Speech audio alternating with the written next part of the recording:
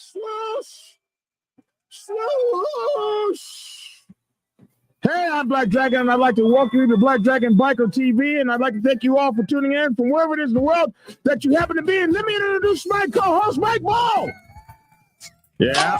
Oh, shit! Oh, S-H-I-T. It's Monday morning, one come roll with Black Dragon and Mike Ball, having a cup of Jordan stuff. We got to talk about this news. Oh, yeah, me and you doing this thing like we always do. Mike Ball, Black Dragon, Monday through Friday. Get on down with us. You'll like it our way. Yeah, Mike Ball, Black Dragon. Yes, and you can catch us each and every day on the #1 biker news channel in all the world. Damn. Woo! All right.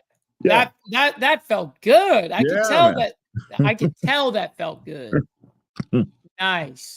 Well done. Yeah, man.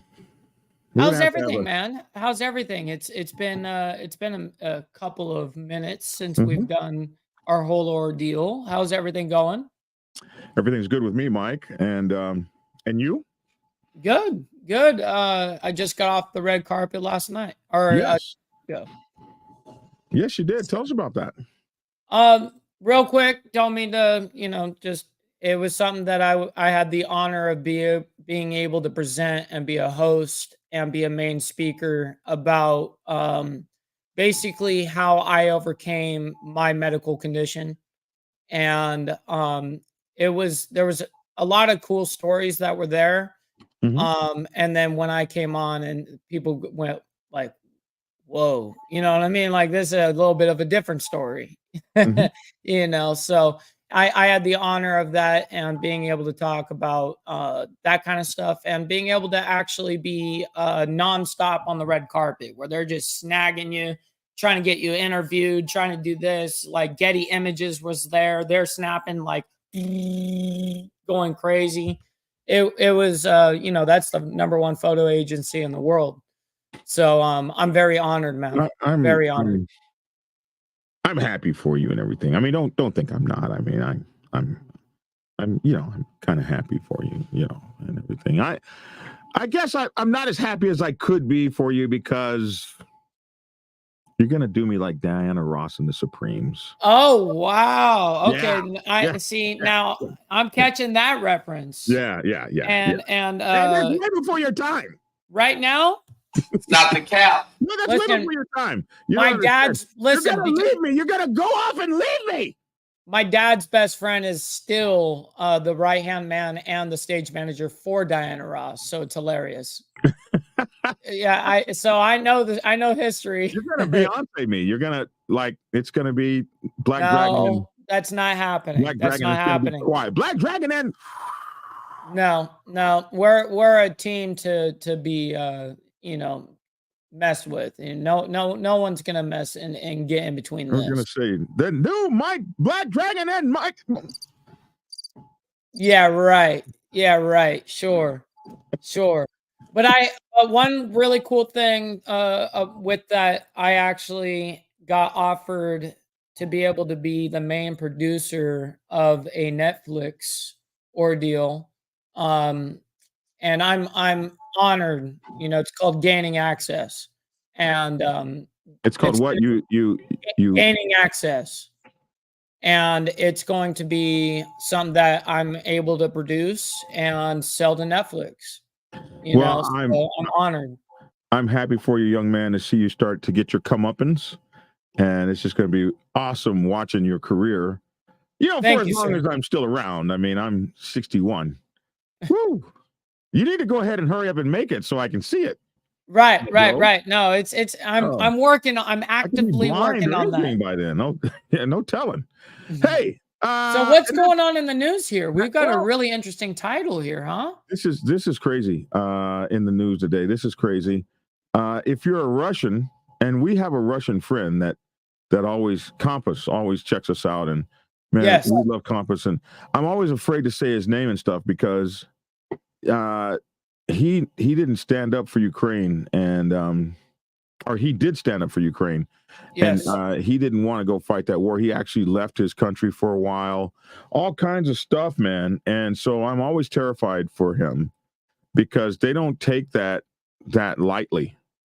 And here in this story, we had some Russian bikers over there, and we love Russian bikers, man. We're all for bikers all over the world. All over the world. Yep. They face torture, terrorism charges after opposing the war in Ukraine. So they opposed the war. A Russian motorcycle club has been labeled a terrorist cell. They were labeled a terrorist cell, bro, after criticizing the war in Ukraine in a closed chat on social media. So, hey, friends, there's no such thing as a closed chat on social media. No. We keep thinking WhatsApp and Telegram and all that stuff is closed.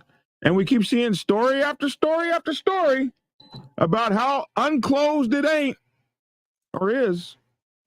You know what I mean? So after speaking on a closed chat, obviously, that was a problem. A member of the group, a father of four, says he was tortured and forced to confess after security forces claimed to find bomb parts and other illegal weapons on his property. His family fled to neighboring Georgia while another club member escaped arrest and now lives in the United States. Let's look at this video. This is crazy.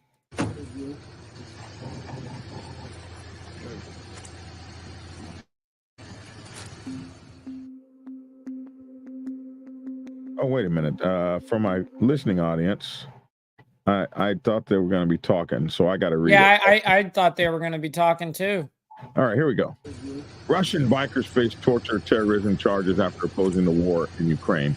So for the listening audience, you see these guys, these Russian soldiers, they got a man on the ground, we presume is a biker, and they got his arms twisted behind his back, and they're getting ready to arrest him, it seems. This video is by Ria Novosti, Stavropol region, Russia. Happened in October 2023, at the end of the year.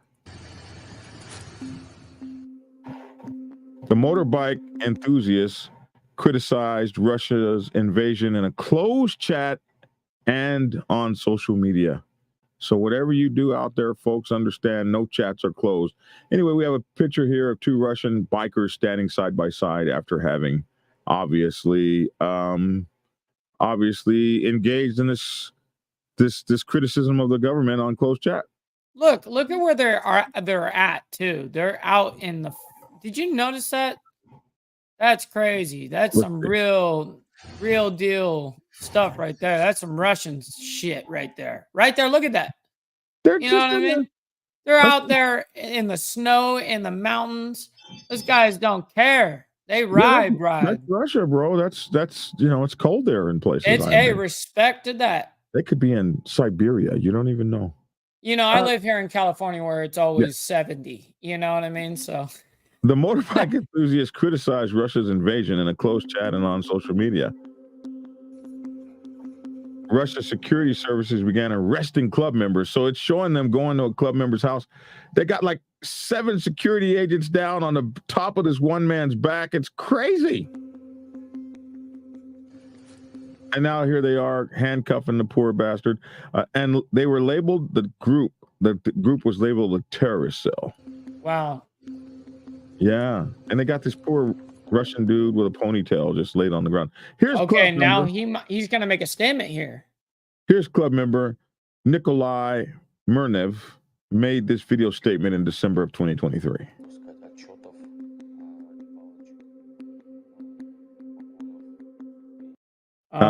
He's speaking, and they got it all quiet. Current Time received it before a ruling that makes it riskier. So what he's saying is Current Time received it before a ruling that makes it riskier for people in Russia to share news with us.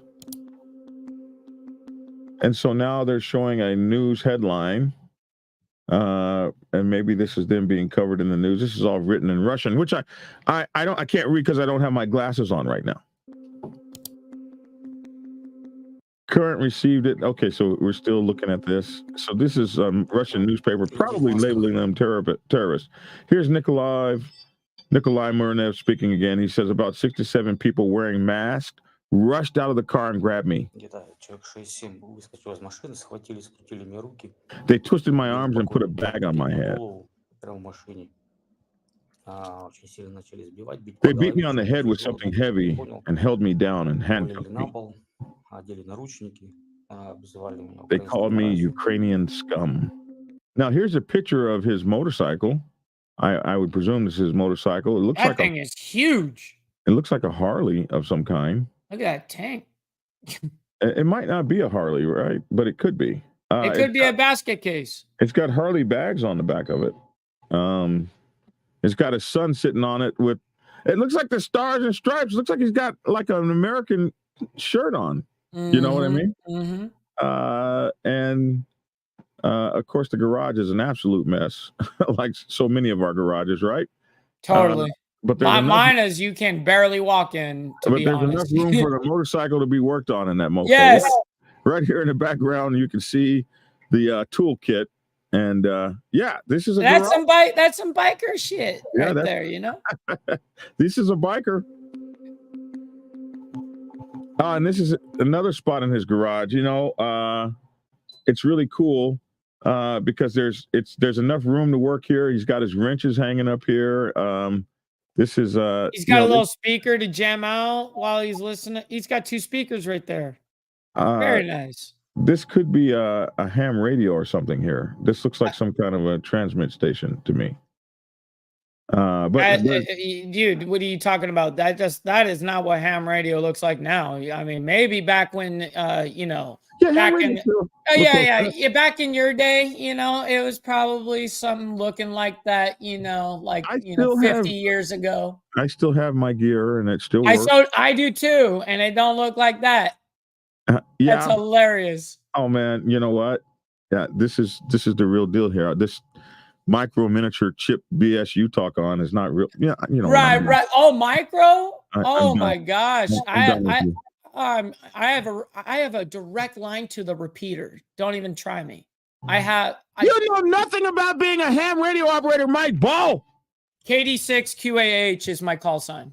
I went to school for it. I did the whole test and everything. What are you talking about? Moded. So let's go on with the story. WB5ZKZ was my instructor. No, okay, then what's your license? What's your call sign? I'm not putting my license out here. Why? That's what you have to do every time you transmit. I'm not doing it, Mike Ball. Every time you transmit and you speak, you have to say it. So you young man. KD6QAH. That's my call sign. Okay. Sure. Stop the cap. Let's go on. I'm done with this show. I'm done. Goodbye. Police claim they found explosives and other weapons on his property. They started to beat me, hitting my head and threatening that they'd kill me if I didn't confess. I said, confess to what? I didn't do anything. They weren't satisfied with that, and they beat me harder. They tortured me. This is him with his family now, his wife and 3 children, 2 girls and a boy. He said, then they tortured me with electric shocks. Jesus Christ. This is him with his family, standing, his 2 girls and his son standing out in the field, his beautiful wife. He wants to show you, I'm just a family man. Murnev's wife fled Russia with their 4 children. I only see 3 kids here, so there must be another one. Anyway, she fled Russia with her 4 children. Here's a video of their children and the video of him and his children and with his wife. Here they are right here, another video. Oh, there's a little one there. And it said she said that their family was threatened. Did I miss that? Yeah, you did. She says her family was, even the family was threatened. Wow. That this is going way above and beyond. Говорили, что The security service told детей Nikolai заберут в that his детский дом, kids would end up in an жене твоей orphan, тоже into an что-нибудь orphanage. подкинем или там. And his wife would be found with drugs planted on her or would be sent to an insane asylum. Jesus. Сдадим в психушку, ну что-то в этом. This is his wife talking now. His wife would be found with drugs planted on her or would be sent to an insane asylum. This is Anna Murnev. Роде, и тогда уже ему пришлось So he signed the confession he was given. подписать все то, что подсунули бумаги. Now, this is another club member, Vladimir Burmai, managed to escape arrest.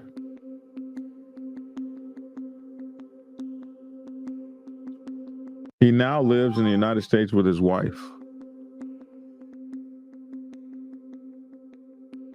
Oh, they made it here. Yeah, they escaped. I think they got probably asylum.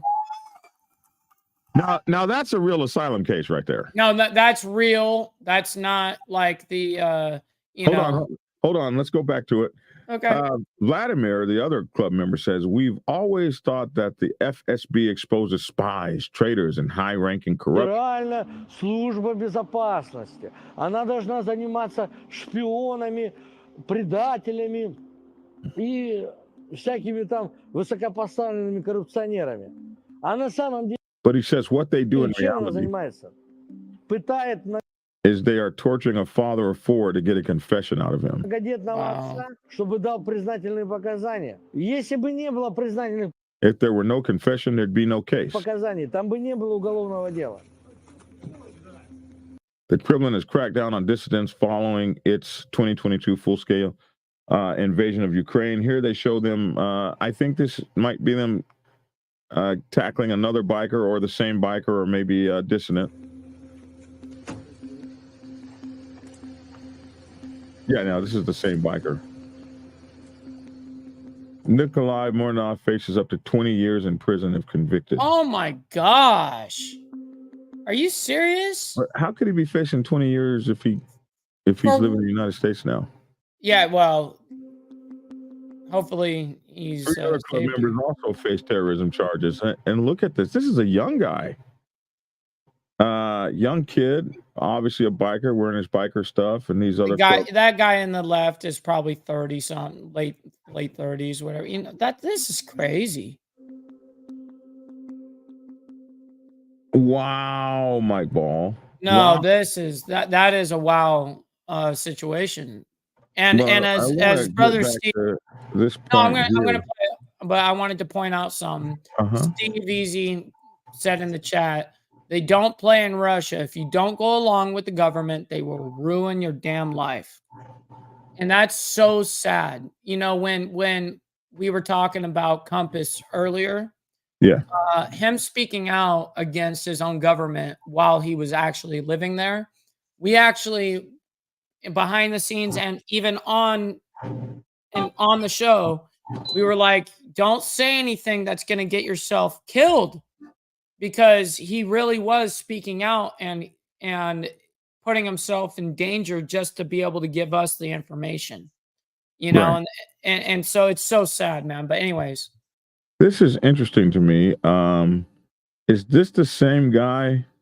No, so I was wrong. This guy, Vladimir Burmai, escaped. Oh, it's another one. Yeah, he escaped.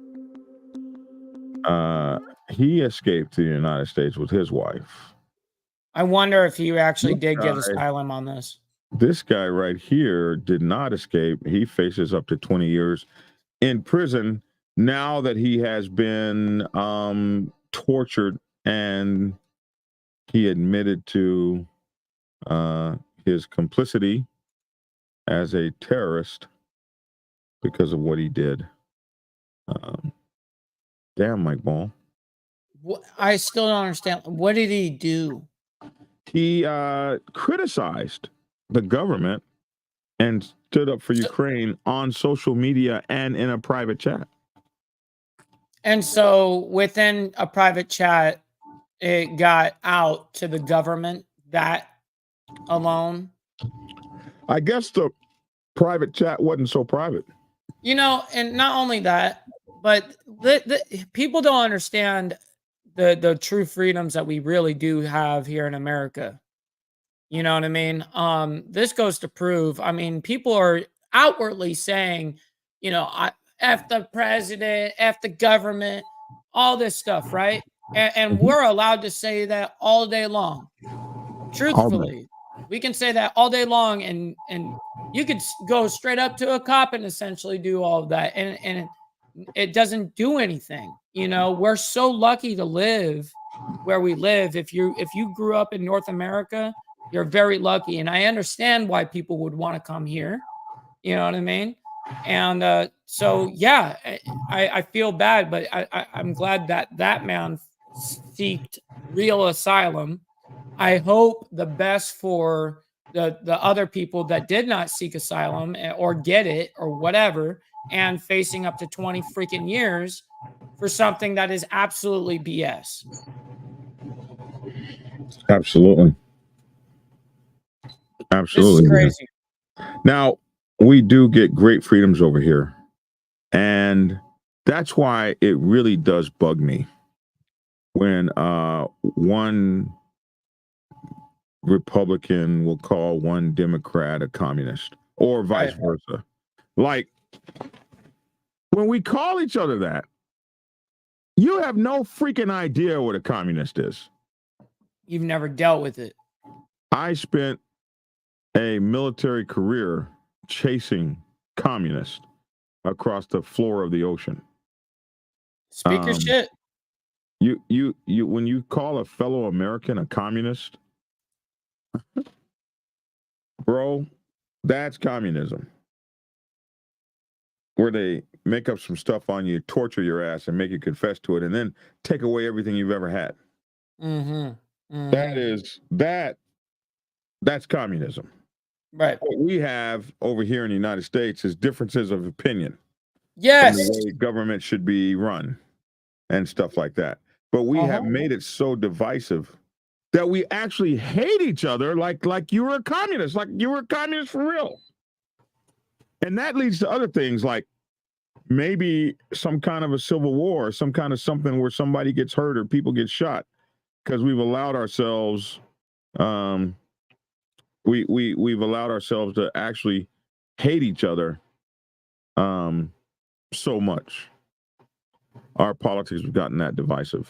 Well, it's also a part of the master plan. You know, if we are truly united as a nation, that's the government's worst fear. Why do you think that there is always a split, whether it's race, whether it's they break it down into politics, they keep us separated in that regard. Now there's men versus women. It's everything is everybody that's different or have a different way of thinking. Now you're automatically the enemy. Mm-hmm. And so that's exactly what the government wants us to do, because we're too focused on fighting each other when we could be banding together against the government. And that's what they don't want. Mm-hmm. Keep us separated. Mm-hmm. Yeah. And it goes for the clubs too. You want to talk about a little world news? Absolutely. World news. I'm always down to get into world news. So there's a couple in the Caribbean that are missing. Here's your worst nightmare. There's a group of people that own yachts are called cruisers. Right. And they cruise around the world on these beautiful yachts. Some are really nice, some are just barely putting, across the ocean. But these people have this lifestyle. They're like my age and stuff, so a lot of them. And we just decided that we just want to cruise the oceans of the world. And now more and more we got to deal with these pirates and stuff. These lawless ass people who now want to get on the open ocean and kidnap you and stuff like that. This has happened to a couple in the Caribbean. Here is actually a video of these pirates. Basically, 3 escaped convicts escaped prison, and these people have been taken hostage and they haven't been seen. Here's a video right here of these guys going over to their boat. These 3 escaped convicts.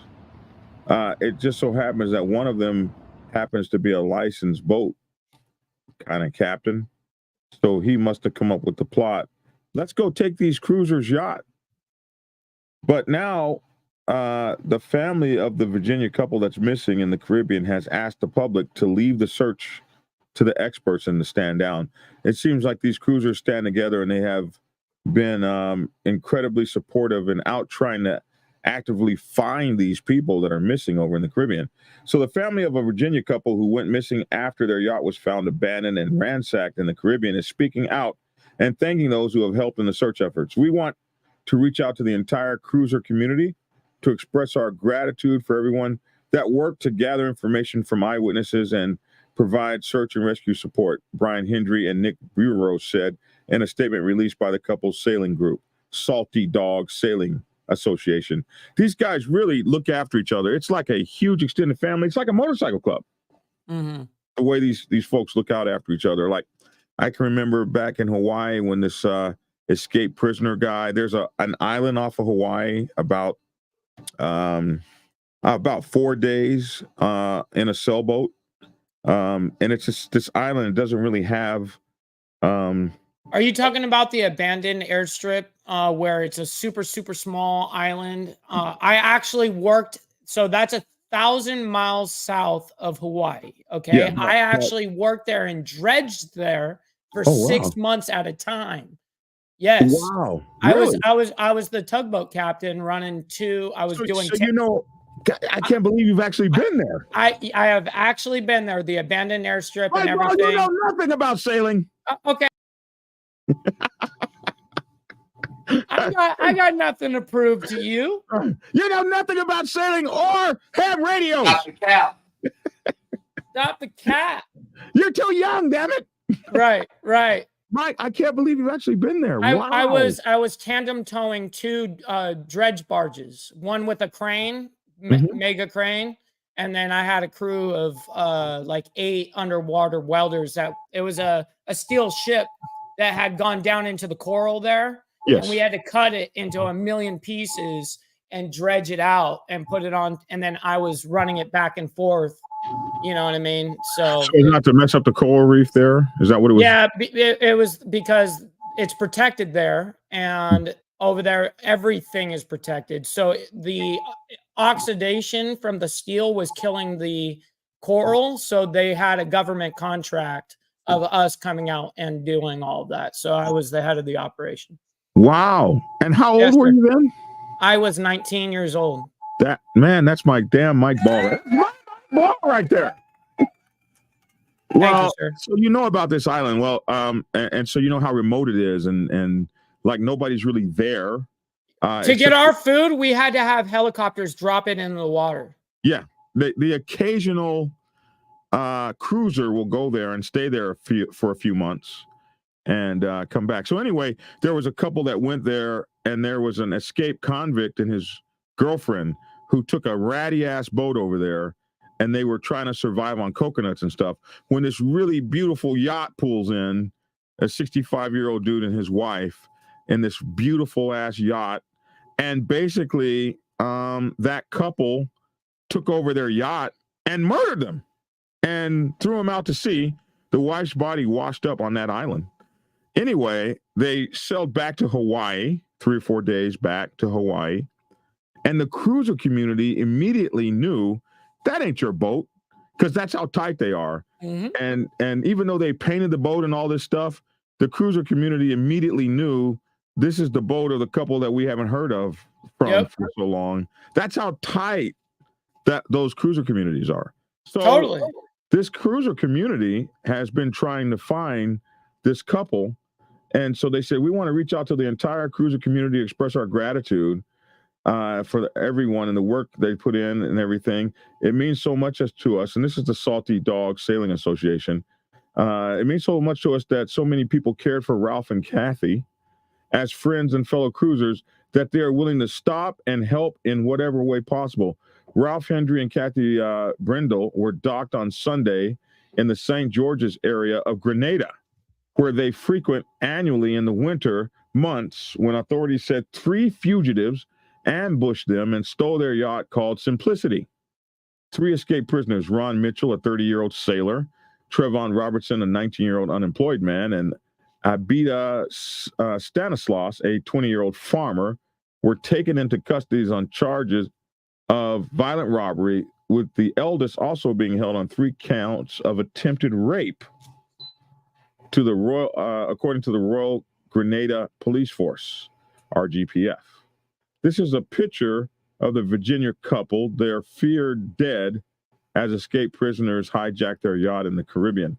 Police said all 3 prisoners are locals from Paradise in Grenada and had been locked up since December. The RGPF stated the 3 escaped prisoners were discovered near another Caribbean island on Wednesday, but there was no sign of the couple. For the safety of the cruising community, we're asking all cruisers and anyone that's not affiliated with the officials with presiding jurisdiction to stand down. The only way we feel this situation could be worse would be if anyone else was hurt or endangered trying to conduct their own searches, the family said. Investigations said the boat was ransacked and that a violent act took place. The RGPF is currently working on leads that suggest that the 2 occupants of the yacht may have been killed in the process, police said in a Thursday Facebook post. It is believed that the occupants of the yacht were American citizens. Here's the boat Simplicity. It is absolutely a beautiful, looks like 26 to 30 foot catamaran. It might be about 35 or 40 feet. I think it's more like 26 feet. But anyway, it's absolutely gorgeous. Mike, you're a boat man. How big is this boat? If I had to guess, honestly, it looks pretty long actually. I would say it's probably at least a 40. 40? Yeah, no, I had a 47 footer, 2005 47 Cabo, and I ran that yacht on the side for a multi-billionaire. Anytime he wanted to go fishing, we would take his yacht out. So we did that for many years. So yeah, but that looks like at least a minimum at 40 foot minimum. I thought it was a little shorter than that, but yeah. Only because of it's measured from obviously from bow to stern, and the very front there, they got long wings on those things. Yeah, it is long as hell. Yeah, I mean, it's not like space that you can utilize as much as like a yacht, Right. So No, but this is a nice boat right here. No, it's very nice. It is a very nice boat. Yeah. They weren't just a Whistling Dixie down there. They had a nice ship that those guys took over. What happened to my story? Here, I'll bring it down for a second while you figure it out. But yeah, no, beautiful boat, and that's terrible. And these things actually happen a lot. Piracy is actually a major thing that still is just on a different level. You know what I mean? It's not the old pirates that you guys, know about in the movies. This piracy thing is a major problem in lots of part of the world. Some shipping companies in the industrial side with containers will actually avoid certain routes because of the piracy. They'll say, I'm not traveling into that country because our shipping route, that's straight piracy. Well, it looks like as I lost that story and I was trying to find it, it looks like there's been an update to it. They were actually found dead. Oh man. Oh, it says feared dead. Okay. So feared. Yeah. Okay. So unfortunately, they were found dead. I could have sworn it says found dead. Well, probably clickbait. Yeah, it said found dead. News about missing couple found dead. So it still says feared dead here. So we'll go with feared dead. Yeah. Anyway, they believe that they're dead. Oh, here's a video. Look at this. I didn't know we had a video. Let's try this. Go back and then skip that out on the right. Video will play after that. Oh, okay. I'm sorry. Yeah. All right, here we go. Here we They go. would spend every winter with their boat docked in Fort Pierce, enjoying time with friends and family. But they skipped the visit this season because of a trip of a lifetime to Grenada, one that's ending very unexpectedly. These are who we're trying to find desperately. Riding waves of emotion, Sue Ellen Damaris is trying to figure out what happened to her brother and sister-in-law while they are vacationing in Grenada on their catamaran yacht named Simplicity. So this was their whole life. They didn't own another home. They didn't own cars. They owned Simplicity. They loved and took care of Simplicity. And when you were invited onto Simplicity, you were made to feel as magical as they were and as magical as that boat was. They left for the island nation back in November, a trip in the works for 12 years. What happened in Grenada was a perfect storm. It was a perfect tragedy of a perfect storm of a perfect love story.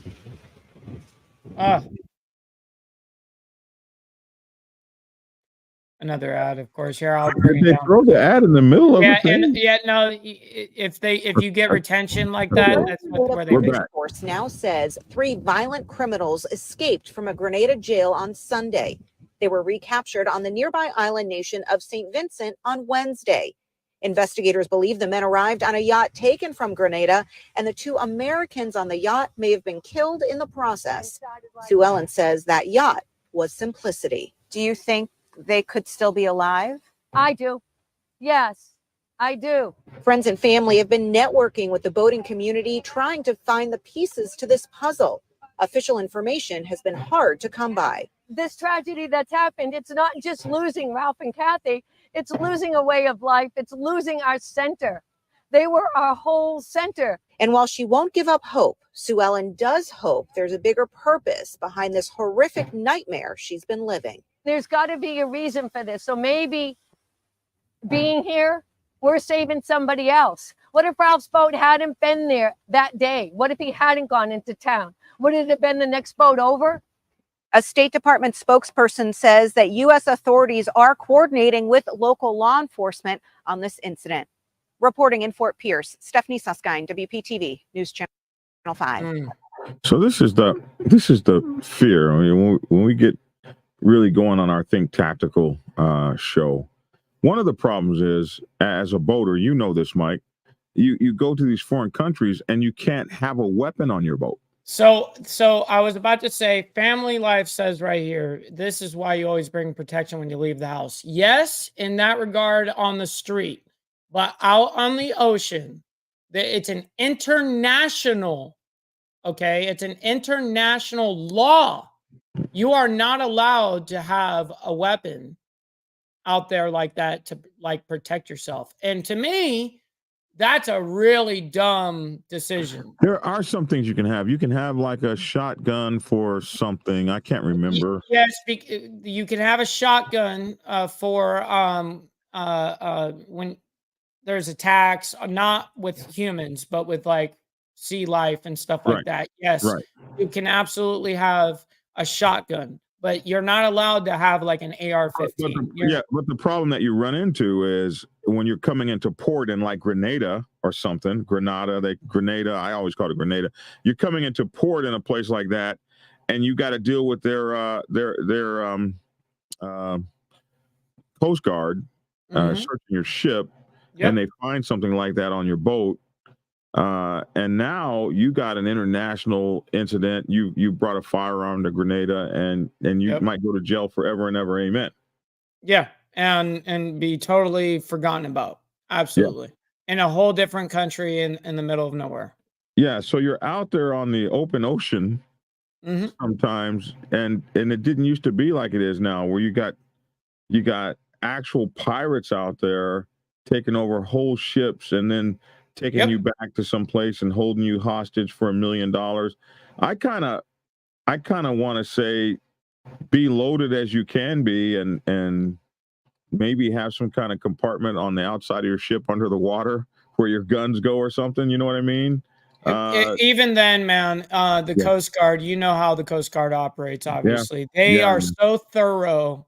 I used to get boarded by the Coast Guard all the time because we're inspected. And you know, there's a difference between inspected vessels and non-inspected. And so when they go through, they are going through the bulkheads. They are they are going through everything. You cannot any little hole that you've got. They're going to compartments. It's insane. It's like getting swatted. Listen, I know. I know. You know. And so, hey, so you're just, it's almost like you're out there at the sailing like that. You bet. That's why they have such tight knit groups. Because sailing on the open ocean like that has become a lot more dangerous.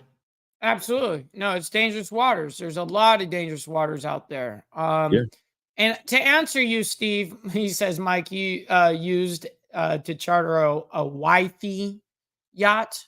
Let me explain. Of course, yes, was a captain on an actual yacht where we would go fishing and stuff like that. But this is what I was the captain of. A Z-Drive tugboat. 7,000 horsepower each engine. And it can spin on its own axle because it's a Z-Drive. It spins underneath. Where are the water cannons at? You can just make look, it drives sideways, completely sideways. That's nice. Yeah. No. So anyways, yeah, that's what I was running. Where are the water cannons at? I didn't see any water cannons on that. Yeah, I know. You need some. There are some water cannons, by the way, and they're not meant for what you think they are. They're actually meant for fire emergencies. Yeah. But, no. There's on every single one of those tugboats, there's a minimum of 3. Okay. Yeah. So every tugboat is a firefighter as well. Yes, it has to be. It has to be, because I've actually gotten called to situations where it's anybody that's local. It's now it's law. It's law. You have just kind of like the story you said about that one time when you were passing somebody. Yeah. And you're like, no, you cannot do this. International maritime law is what it's called. International maritime law that if someone's in distress, you have to go. Mm-hmm. And I've had to attend those many of times, and where I've got my whole crew, like they're running down there. You have to go into the engine room and line up everything to get all the water cannons ready. You know, so I used to have to do that. Yeah. Right. I mean, I sailed for 10 years. Well, my experience with water cannons has always been whenever my submarine has gone through there, like the civilian Navy or whatever will be shooting the cannons over our ship to welcome us there and all that kind of stuff. Mm-hmm. Hey, listen, are you familiar with that that YouTuber, that family YouTuber named Ruby Franke? No. Are you familiar with her? She had a YouTube channel with all these, I think 1 million subscribers or something, where she was talking about raising children, her own children. Well, she just got 60 years in prison. 60 years? Yeah, this whoa. This story is crazy. Here we go. Oh, can't hear it. Hold on. Restart it. She and her business partner I got it. pleaded guilty to charges. That was my problem. Say what? I said restart that. I had it muted on this side because some videos I have to mute the source. There you go. Good. Sorry. You ready? Yep. Once popular parenting YouTuber Ruby Franke will spend up to 60 years in prison. The Utah mother of 6 was sentenced today. She and her business partner pleaded guilty to charges of child abuse back in December. NBC News correspondent Valerie Castro has been following this story for us and joins us now. So, Valerie, influencers aren't always under the microscope. In this case, she certainly was. The details in this case are also quite disturbing. Can you just remind us what happened here? Zinkley, this was a parenting lifestyle channel that Ruby Franke had on YouTube, but critics say it was really a harsh parenting style that she was promoting. She pleaded guilty to numerous charges, including things like holding a child's head underwater, putting her hand over a child's mouth and nose so they couldn't breathe, kicking a child while she was wearing boots. That sentencing was handed down today, and she did make a statement in court, a very tearful statement, apologizing and saying that she accepted responsibility for her actions. She also mentioned her children in that statement. Take a listen to what she had to say. I was so disoriented that I believed dark was light and right was wrong. I would do anything in this world for you. I took from you all that was soft and safe and good. Her so-called business partner, Jody Hildebrandt, was also sentenced today, although Ruby Franke said in that statement today that she did not see their relationship in that way. She says she hired Hildebrandt to be her mentor, but claims that they were never business partners. Zinkley. Oh, I mean, it's just a tough story, Valerie. What did we hear from the judge in today's sentencing? And do we know what's next for Franke's family? I'm thinking specifically of her kids. Yeah, so the judge did also address Jody Hildebrandt. She was a licensed therapist. He issued a statement. This is what he said. Adults with specialized training in particular are supposed to protect children.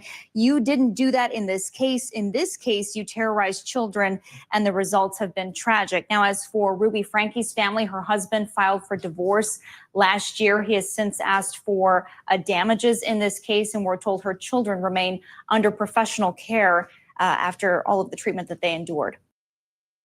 I wrote the mark.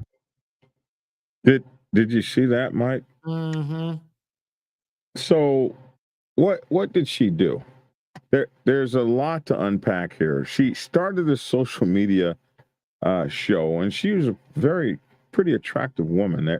So when you're attractive and you start these shows and stuff like that, like people started following her instantly, and she's from Utah. She's a Utah vlogger. So she got almost like this cult-like following. Mm-hmm. Of course. That's naturally what happens. And but somewhere around 2020, people started questioning the way she was. So she launched her channel in 2015. So by about 2020, people were starting to question, like, you know, what's up with this woman?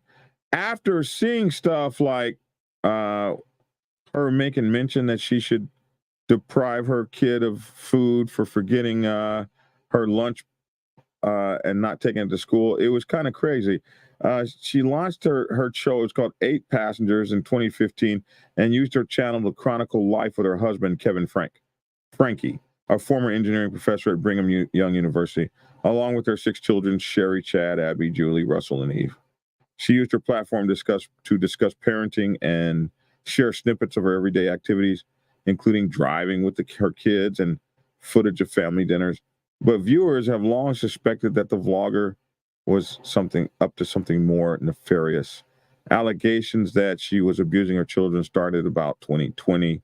Oh, no. When Chad revealed he had his bedroom taken away for playing pranks on his brother and had been sleeping on a beanbag chair for 7 months as punishment. Whoa. 7 months? Yeah. Okay, listen, I understand you lose your capability of having your room for maybe a minute. You sleep in the other room, some guest room, or maybe out on the couch, maybe for a night. Yeah, a night. A single night. Or a weekend. Ladies or a weekend. It's understandable. Like, that's not abuse. But a month? 7 months. Wow. Bro, you got a freaking issue. Can you even remember what you did 7 months ago? No. That's crazy. Yeah, he'd been sleeping on a beanbag for 7 months. That's sad. Some videos show Franke penalizing her children by withholding food.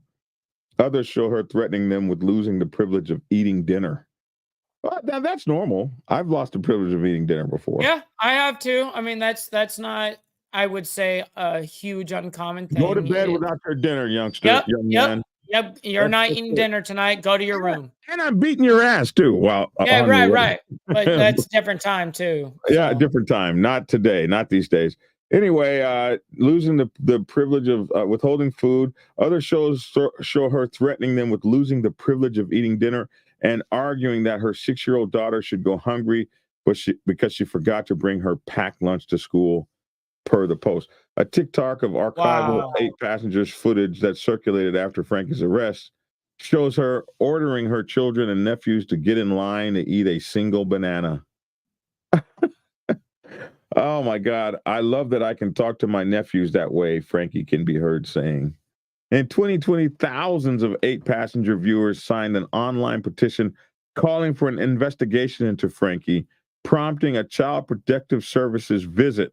Now, that is crazy when people can make a petition against you online, and now Children's Services is knocking at the front door. What kind of mess is that? This is the life we. This is what's come. This is what America has come to. Yes. That enough people could get on here and complain. Absolutely. About Mike Ball, to have somebody knocking on the door talking about we need to check to see if you've got a good home. Well, I mean, it's the old saying that, like what Cat Williams said, if you have been, if you've been called a crackhead for 20 years, motherfucker, you were smoking crack. You know what I mean? Like that's, I'm sorry, like the reason why that reputation and petitions and all that shit isn't happening to me is because I actually take care of my children. I'm a real father, and people know that. You know what I mean? Like, I'm not doing any of that shit. In this case, she wasn't parenting right, and maybe people knew that because they Child Protective Services visited them. Business Insider reported the case was closed because the claims were unsupported. So they went there and checked, but obviously they didn't see anything. What people aren't understanding is that we give our children a choice in everything, Frankie told the outlet in an interview at the time, pushing back against the allegations, accusing naysayers of taking videos out of context. Frankie ultimately stopped posting videos to 8 passengers after further allegations of mistreatment from her viewers. The channel had over 2 million subscribers before it was deleted in 2023. 2 million! They were making money, bro. But there was more problems. Of course. Following the 8 passengers' fallout, Ruby Franke joined Jody Hildbrandt's cult-like venture, Connie Actions. After a backlash against 8 passengers, she began working with Hildebrandt, a life coach and counselor. So they don't give this up. That's good money you're making. They don't give that up. She just moved to another brand for her platform called Connie Actions, I guess. For connections. Maybe that is it. Connections. The site/YouTube channel advertised itself as a support group for moms that helps treat those lost in darkness of a distortion. And Frankie signed on as a mental health coach. The two frequently appeared together in connection videos, advertising parenting classes, and ran the joint Instagram account, Moms of Truth. They were getting it down, man. Some critics labeled the venture a cult for its damaging and authoritarian teachings, directives that parents shouldn't love their children unconditionally. For example, a theory that children do not deserve privacy. Wow, my mom always gave me privacy. Per Insider, the 2 women also used the platform to spew racist, ableist, I don't know how to say that word, ableist, and transphobic remarks. I just wanted to Family Life is right. I was going to get back to Family Life. Look right there, and I was too, but I was allowing you to do your thing. You got international waters, and then as soon as you get, there's no problem with the international waters. You can do whatever you want out there. Right. The captain is the captain of the ship. He's his own god. Yes. He can do almost anything that he wants out there. Actually, that is actually why we're licensed, is so we actually have the authority out there to have whatever. In that regard, we do what we do. No one's telling us what to do, essentially. You can do anything you want on the open ocean. The problem is when you get 12 miles from land. Anytime you get into intercoastal waters, yes. And now you're in intercoastal waters, and they have prohibitions against weapons. So I'm sorry, it was to give the misgiving that you couldn't take a weapon out in international waters. You can, but if you just stay out there, then sure. You theoretically, okay, here in this case, if you're not going anywhere and you're just going to international waters just to do it, sure, you could bring your AR-15. Actually, go ahead. You can go out there, do all you can do all that, but you cannot go anywhere. You can come back home. You can come back to America. That's it. But us as sailors who are doing this, you go anywhere else, as soon as you hit 12 miles from land, yep, and they'd search your boat and you got that on there. Yep, you're done. You're done. Say goodbye to your boat. Yep, say bye to everything. Yep, including your freedom. But anyways, back to the story. Parenting classes. They ran a joint Instagram account called Moms of Truth, and they were also doing what they called racist, ableist, and transphobic remarks. I don't know what ableist means. This is a new word for me. I want to say ableist. It could be ableist. Let's get over here to dictionary.com real quick and figure out what this word is. I'll bring down the screen in the meantime. Dictionary.com. I'd be interested to know what the word. Hey, we got Kel up in the building. Shout out Canada out there, man. Shout out to Canada. That one's for you. Okay, here we go.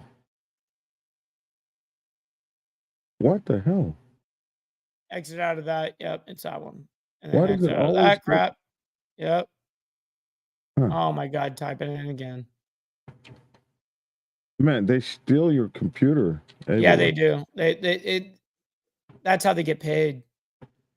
You may have to go into Urban Dictionary. No. It did pop up. It did pop up. Here Yeah, we go. that's Now right. I'm going to try to.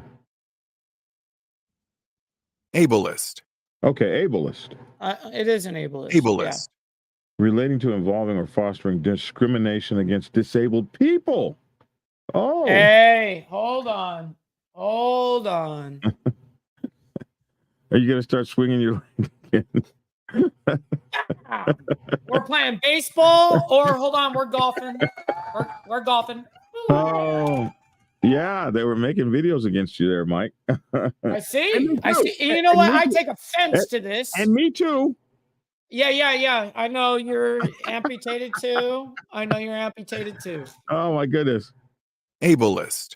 Relating to involving or fostering discrimination against disabled people, tending to regard people with disabilities as incomplete, diminished, or damaged, and to measure the quality of life with a disability against a non-disabled standard. A person with ableist assumptions and beliefs or attitudes. Oh, man. So, yeah, they were bad people, Mike. That's they didn't rough. like. They didn't. They were doing using their platform to spew racist, ableist, and transphobic remarks. Additionally, Salt Lake Tribune reports that the Utah Clinical Mental Health Counselor Licensing Board put Hildebrandt, a porn addiction therapist, on 18 months of probation in 2012 after she allegedly discussed a patient's case file with the Mormon church elders without his permission. Wow. YouTube took connections down after the women's arrest. Both Ruby Franke and Judy Hildebrandt are currently in custody. Wow. Arrest records obtained by CBS News states Franke's 12-year-old son was put on a medical hold due to deep lacerations from being tied up with a rope. And police statements indicate that a search of Hildebrandt's home found evidence consistent with the markings on the boy's body. And what happened was one of her sons broke out of the house and went to a neighbor's house and begged for food and water. And they found on him deep cuts and lacerations and wounds from this tape. What do you call that tape? Not masking tape. It's not a duct tape. Duct tape. Wounds and stuff from duct tape around his ankles. And they went to the family home and found several instances of this the boy was emaciated, hadn't had food or water, and they found his sister in that same kind of way. I'm getting pissed. Yeah. I'm getting pissed. Seriously. Like, this is yeah. blood boiling right now. Yeah. So all of this stuff was going on, bro. And they arrested her. She finally pleaded guilty and she got 60 years. Good. Yeah. That's exactly what you deserve. You deserve 100%, 180 years, but you deserve that. So here it is right here. So news of Frankie's guilty plea came roughly 3 months after she and her business partner, Jody Hildebrandt, so that's how the two became partners, were arrested and slapped with a suite of charges after Frankie's malnourished 12-year-old son escaped from a window of the Hildebrandt's home and showed up at a neighbor's door asking for food and water. The neighbor called the police, who in their affidavit later described the boy as emaciated. He allegedly had open wounds on his body and duct tape wounds around his ankles and wrists. Investigators also found Frankie's 10-year-old daughter in Hildebrandt home, similarly malnourished. According to police, both children appeared to be in her direct care with Frankie's knowledge. At the time, the children were taken to the hospital, put under care of the Utah Department of Child and Family Services, along with their 2 minor siblings. Frankie and Hildebrandt, meanwhile, were initially charged with 6 counts each of felony child abuse. So Frankie agreed to turn evidence against Hildebrandt, and that's how she got out with a 60-year incarceration. And there's no telling what Hildebrandt's going to get. They were arrested for causing or permitting serious injury to children via a combination of multiple physical injuries or torture, starvation, or malnutrition that jeopardizes life and causing severe emotional harm. Wow. Yeah. Yeah. Evil or highly misinformed, or just cultish. And you have to talk about this because this happens in motorcycle clubs. We get kind of cultish. Okay, but how I understand the cultish aspect and all that, but what was actually done there? That is insane. I don't know what that at that point, like, that's how cults work. They get some sort of guru, and that person slowly erodes the rights and freedoms of the people around them. And everybody kind of goes for it because they feel unempowered to do anything about it. It's a mind screw. It's a mental mind fornication. Right. And we see it in motorcycle clubs. We see a president sometimes become so powerful that he misuses the people around him, sleeps with the members' women, takes the members' money. He's always high all the time. I mean, beats members. We've covered presidents that have been accused of summarily beating members and kidnapping members, and we've read all kinds of stories. Like, how do these people get away with this? I've had people send me text messages and emails about some of the things that these presidents have done that clubs have allowed them to get away with because people are following along like mindless drones. Yeah, see, and this is something I have to say. People are going to treat you the way that you allow people to treat you. If you allow people to start stepping on you, they are going to continue to step on you. It's not a one and done, like, ouch, won't happen again. No, you have to lay that foundation down right away. You can't, and it's never too late, actually. You know what I mean? You can always put your foot down and go, you know what? I'm not going to be treated this way anymore. Yeah. Well, and until that happens, those people get away with almost everything. Like, remember Warren Jessup's? I do. Guys marrying 11-year-olds. Yes. And stuff. Like that's okay. As if. The Lord has called you to be like, and people like let him get away with that, man. It's insane. Our society is actually insane. And yet we still got people in this country that are serving time for having weed on them. Ah, yeah. I guess we do. Yeah. I here in California, I could get pulled over with like 2 pounds on me and just, all right, see you later. I don't care about that. I find that unbelievable. But that's pulled over with 2 pounds on you here in Georgia. Hey, you know how here in San Diego, San Diego, where they have the whole where they pull you over and it's a border patrol kind of thing. You know that whole route on the 15 and it does that. Where they have the station and all that. Yes, like halfway up to 15, like right before the San Onofre. Is that where it is? Right before the San Onofre. You're exact. Yep. Nuclear power plant. The titties. Yes. Yeah. So. Yes, everyone knows them as the tits. Everyone I don't know them as that.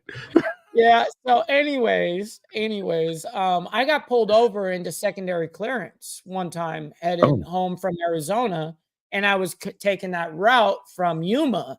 So, anyways, I take this route. I've got about a pound and a half of weed in my car. So I get pulled into secondary clearance. And I show them instantly. I didn't have my leg on, actually. I had my leg next to me. They pulled me over. They said, get out of the car. I looked at them. I said, I can't. Like, what do you want me to do? You know what I mean? They're like, oh, sorry, sir. So do you have anything in the car? I go, yeah, I got some weed in the car. And they're like, oh, okay, well. They're highway patrol. They're border patrol. They asked me if I had anything in the car. Okay. You know what I mean? So that could be a weapon, that could be whatever, smuggling people, whatever. That's what they're asking for. And so I said, yeah, I do have something in the car, actually. I got like a pound and a half of weed right here. And they put their little thing in, they looked and they said, no, we don't care about that. Like, do you have any firearms? Do you have any that? Nope. They're like, oh, be on your way. The titties. I cannot believe you called this that. Yes, you know exactly what I was talking about. The San Onofre power plant. Yep, we on PCH and on Pacific Coast Highway. Don't say PCH. Not everybody knows what that is. Hey, listen. There's so many songs that just say PCH. They know what PCH is. All right. Here we are on the Pacific Coast Highway, the 101, going up. No, isn't it off of the 5? It's actually off the 5. Yes, but you can catch it going. Actually, you can still catch it. You can't. The PCH doesn't even go past here. It cuts off. No, negative. PCH goes all the way down. No, there's 3 or 4 places that it cuts off. Like right around the. Okay, I know what you're saying. Okay, I get what I get what you're saying on that aspect. So yes, it does do that. You're right. I don't think you can drive past this on the PCH. No, it would be the other side because you're on the 5 side going, and that's so I meant the 5, not the 15. Sorry. Right. This is the 5, not the 15. But yeah, no. I'm thinking about where I live here. It's easy to get it mixed up, man. Well, there's so many freeways here. I haven't been there in so long, but I kind of remember it. What is that station called? Is that a that's not a fruit station, is it? Too? Is it a fruit station as well? That's a nuclear where they stop you. Where they stop you for, is that border patrol only, or is that border patrol and fruit? No. It's everything. It could be anything imported. They'll ask you, like, for instance, when they asked me if I had anything in the car, same thing goes for like if I had like a whole thing of apples and a whole thing of oranges behind me. They'd be like, why do you have these oranges? Because and it's exactly that. It's exactly that. This is it. Here's a picture of it right here. This is called the San Clemente Border Patrol Station. That's one of them. That's no. That's a different one. But there is the one where all the trucks have to pull off everything. It forces you. But on the 5, it forces you. It is is this the San Clemente? Is that, I can't no. It's north of that. Anyway. Actually, I'm sorry, south of that. but I've never heard nonetheless. this thing called the titties before. That's funny. Oh yeah, no, that's In my totally whole- known as the In my titties. whole life. Dude, because I used to surf San Onofre about I surfed San Onofre, Trussels, all that. Yeah, I that's actually right. did a surf competition with Mike Slater. San Onofre, Kelly Slater, I'm Trussell, sorry. Kelly Slater. Ocean Beach, Swami, all those. I surfed Trussels and San Onofre probably for about 6-7 years of my life. San Onofre, you're a good surfer if you're out there. I was competing. You're a good surfer if you're up there on that. They're very difficult waves. I was Encinitas Beach. It's more where I surfed. Tried to surf. Did I ever tell you about I started at the Seal Beach jetty, so I know how it works. You know what I mean? You just got to work your way up. And, I was like 6 years old when I started surfing. And then I started. You remember how you used to drive from one of those to the next to get the best surf? Yes. So actually, we would park one of our vehicles, usually because of the current. Okay. So this is how it would work. So we knew that it would be a ripping current, and let's say it's a south swell or whatever. So we would park our car, have somebody drop it off or whatever, a mile or 2 miles down in the parking lot.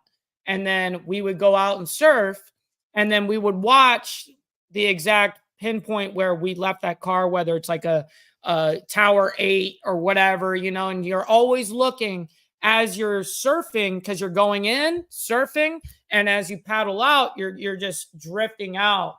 And same thing when you're out there sitting for a wave. So you would drift all the way for like a mile, 2 miles, and then you just get out, hop in the car, do a drop off, yeah. So you're speaking my language, BD. I forget. I took surfing classes from a guy down on Mission Beach. I forget the name of it. I forget the name of it. I wanted to surf so bad. Did I ever tell you about the first what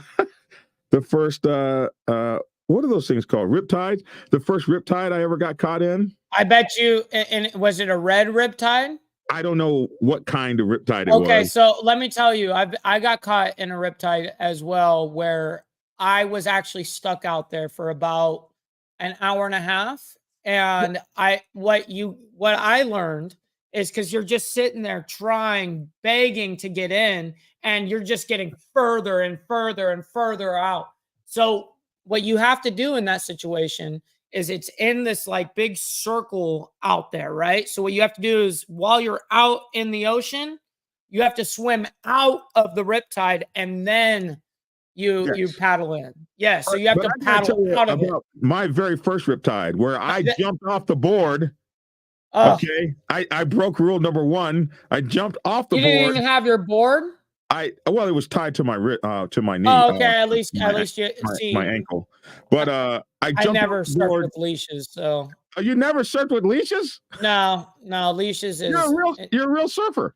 Yeah, I don't surf with a leash. I was not a real surfer. I was just I did when I was a young kid, but not in competitions and stuff. Yeah, I was a middle-aged guy trying to surf. So anyway, I got you.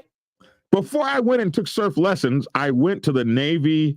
The Navy has this thing where anything you want to do, they have it there. If you want a tent, they have it. You just go get the tent. You don't even have to pay for them. You just check them out. So you sign it out. You wanna hang glide or something? I bet you they even have a hang glider. They got everything you could possibly want to do. So I wanted to surf. So you go down to the Navy thing and you check out a surfboard, and now you have the coolest surfboard on earth that 1,000 other people used, right? But I would go rent a surfboard, and I tied the leash to and I didn't know about riptides or anything like that at the time. So I'm out there off of Encinitas Beach. Encinitas has a beach, and then a little bit further, like a half a mile up the road, is this bluff, and you walk down this bluff to a little bitty beach down there. And I don't know the name of that one. And you can surf there. At least you could back then. This is 25 years ago, maybe 30 years ago. So This is like 1995. So I'm down when I was there. born. So I'm down there on that little thing, that little bitty beach. So you got to walk like it's like way high. If you fall, you're dead.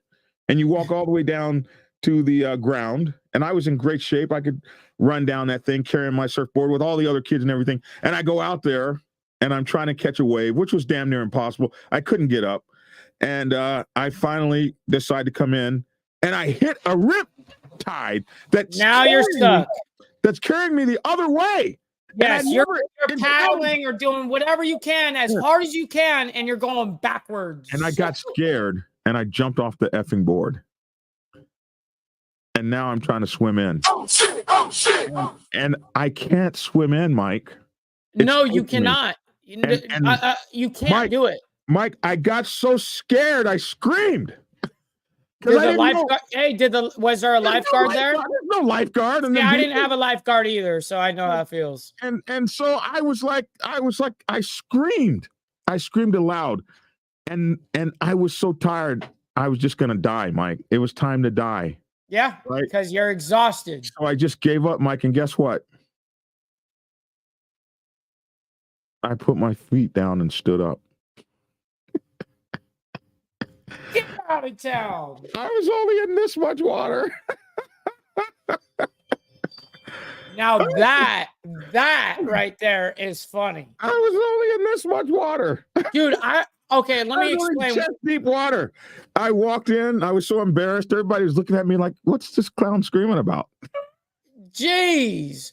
Dude, when I got caught in my first riptide, I actually was out there for an hour and a half. An hour and a half. I've heard. I've seen people get washed down the whole damn coast. Yep. If you do not know how to handle a riptide, you can actually get yourself screwed. And I've seen guys taken out to sea and have to get pulled back in by they get seen by you got to swim left or right. And that's exactly what I was saying. You got to swim to the beach. Once you're already out there, you're stuck out there. You can't try to swim in because it keeps pushing out. So you need to swim out of it and then get in. And that's, of course, what I was saying earlier. That's exactly what you parallel to the beach as best you can. Or you sit on your surfboard and go out to sea. And literally, you will get pulled out. Coast Guard airplane sees you and sends a wave runner to come get your dumb ass. Yeah. Mm-hmm. Mm-hmm. But that's what happened to me. That was my first riptide. I almost died in it in neck high water. That's crazy, bro. I stood up. Dude, I was stuck out there where like I'm on my board and I'm probably about a mile, not a mile, maybe I would say a quarter to half mile off of the shore. I was really screwed. Family Life said he was a SAR swimmer qualified when he was in the Navy. Yeah. So listen, you know exactly what we're talking about there. Listen, I was an excellent swimmer and all that stuff, but I was not an ocean swimmer being from Oklahoma. And I swam in a lot of lakes and stuff like that, ponds, all that. I was not an ocean swimmer. I was not ready for that. And so after that, I went and took lessons. I was like, hey, bro. Okay. And see, this is what my father did when I was really young. I told him that I wanted to surf like him, right? Because he's a big time surfer. So I was like, you know what? I want to do the same thing. I'm very young. He goes, well, you're not going out and swimming out in the ocean until you take swim lessons. Yes. So I took swim lessons and then I actually swam competitively as well. I used to do the high dives. I used to do the mega high dives, not the little wussy ones. You know what I mean? I was definitely up at the top of the top. Yeah. And I did that thing, man. And I followed through with it after I got proficient enough to surf when I was like, I think 5, 6 years old at that time. I got good enough at swimming because I was always training because I wanted to surf. Is a riptide the same thing as an undertow? No. I don't know. I don't know. I don't know. I don't know the answer to that. I believe, okay, so if I had to, I don't know what an undertow is, to be quite honest. I believe what an undertow is when the current is actually underneath the surface of the ocean. Isn't that what a riptide is? Riptide, yes and no. It's actually more surface because you have a specific spot Okay, that's so pushing back. here's the they're similar. Here's the undertow occurs along the entire beach face during times of large breaking waves, whereas rip currents are periodic at distinct locations. Okay, hold on. Because riptides happen when the water's going back out to sea, Right? And that's a riptide when you're, and they Yes. happen in like lines, kind of. Yes, they do. They do. They come in pockets. Yeah. But so the question is, so it's regarding waves? You said it's regarding waves. That's the difference of an undertow? Me? So they say an undertow takes the whole beach face. Oh, okay. So it takes the entire face. Yeah. And an undertow is, and a riptide is more. Well, that happens a lot during low tide where the entire face is being pulled back. Right. And then because it's being pulled back as the current's coming towards the ocean, it creates these mega waves and it crushes. So I just didn't know the terminology on that. Andrew says I about drowned in an undertow when I was little. Hey, any of that stuff will kill you.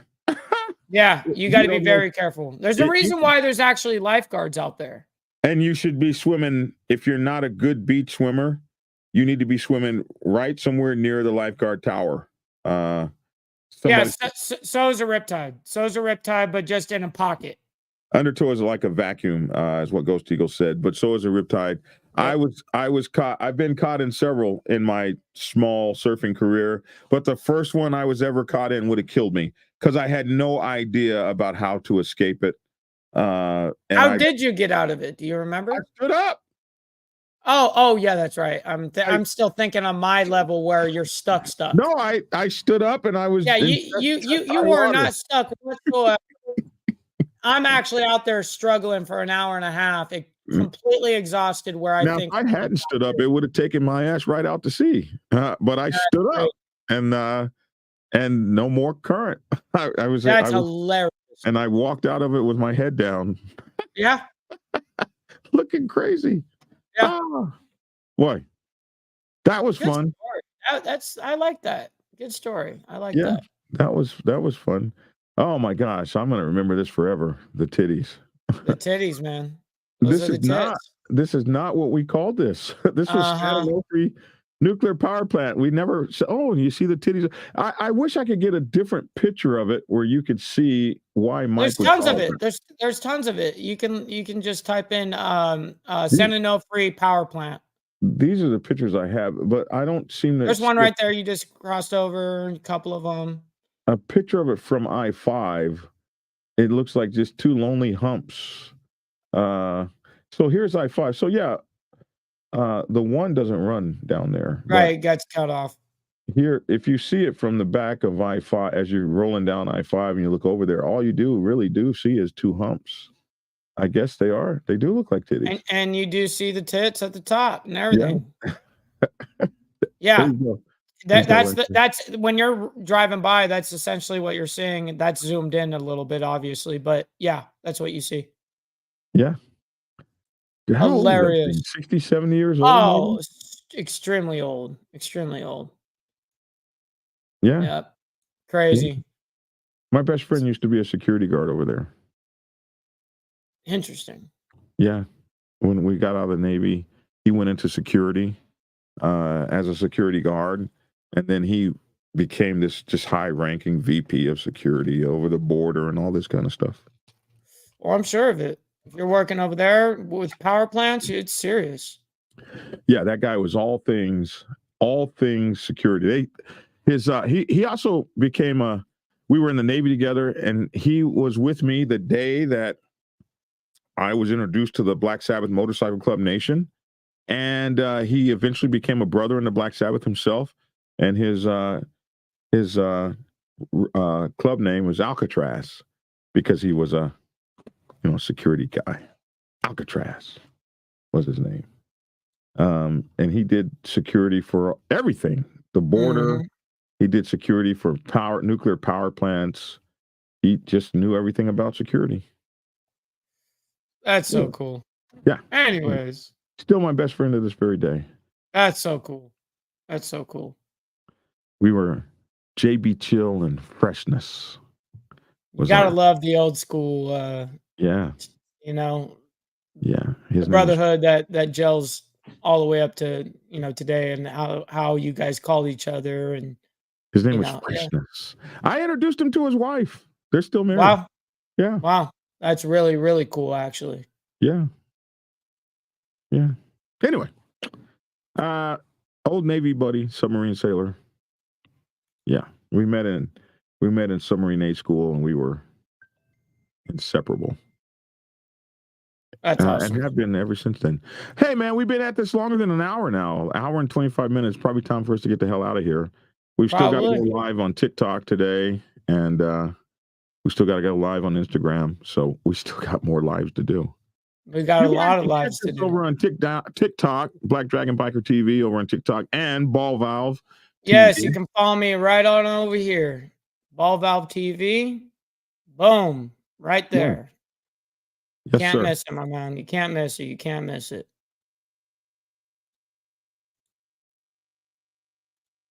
Yes, sir. Can't miss it. That's you on the red carpet. That was not wait, no, not last night. The night prior. That's really cool. All right. So Yes, sir. Congratulations to you, Mike Ball, and all your success. And I guess it's time for us to get the hell out of here. I'm Absolutely. Black Dragon. I got Harley House 76 shirt on. You got to make sure to go check out Harley House 76 over there on TikTok. He does great things for veterans and stuff like that, man. He's really cool, man. And Elliot Riviera said she's seen the Soul Foundation. That's really cool, man. We're gonna have him back on the channel. See right here, you can actually see Soul Foundation all over. Look, check this out. There's Soul Foundation right here. Soul Foundation right here. They were one of the sponsors. Oh, that's cool. Yep, they came with us. It was an amazing time. That's absolutely Blessing. cool. Hey, listen, we want to thank you guys, especially our new subscribers. Thank you so much for subscribing. I'm Black Dragon. This is Mike Ball. We're going to get up out of here, Mike. Love you. Hey, make sure to check us out. Like, share, and subscribe. Like, share, subscribe. I'm Black Dragon. That's my 2 cents. Love to hear your 2 cents in the comment section below. Thanks for tuning in, and get skinny. Prepare yourself to take the helm as president of your mighty motorcycle club by delving into the pages of Black Dragon's newest book, The President's Bible, Chronicle 1, Principles of Motorcycle Club Leadership. There you will learn to advance your skills in applying the 14 scientific principles of leadership similar to those taught to officers in the United States Naval Service. Available in hardcover, paperback, and ebook. Get yours today on Amazon, Kindle, or order it at your local bookstore. Order your autographed copy from blackdragonsgear.com. Be the best motorcycle club president you can be. Get the book. Get Black Dragon's first book, The Prospect's Bible, to learn how to join a motorcycle club. It has been an Amazon #1 bestseller for the past 7 years and is required reading for over 3,000 motorcycle clubs worldwide. This book is a must-have for new people venturing onto the motorcycle club set.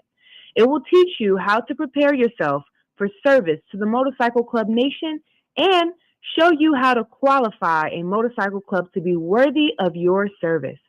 Available on Amazon, Kindle, and for order at your local bookstore. Get your autographed copy at blackdragonsgear.com. Be the best motorcycle club prospect you can be. Get the book.